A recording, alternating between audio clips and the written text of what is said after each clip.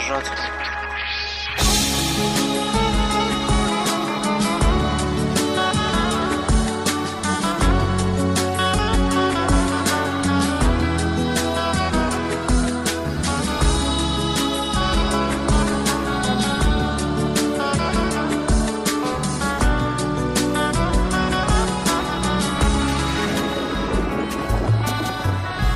قسمت نشد ببینم خدا نگهداری کنم، فرصت نشد بمونم و از تو نگهداری کنم.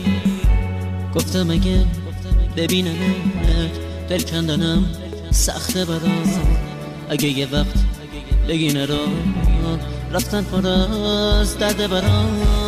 گفتم صدا تو نشنوم ندیدم از پیشت برم، پشت سرم زاری نکن چی کار کنم مسافرم.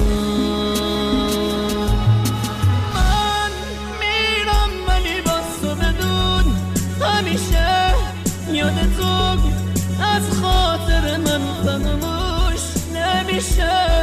گل من خوب میدونی بی تو تک و تنهام عزیزم، اگه تو نباشی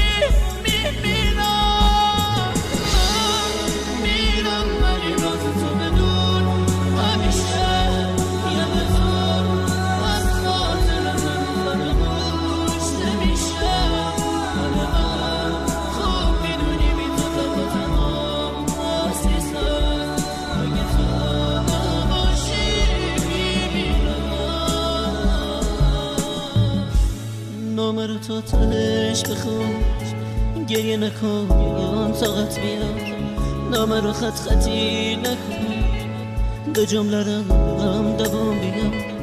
باور نکن یه بی وفا نامه میذارم و میرم، نه قسمت زندگی اینه به کی بگم مسافرم.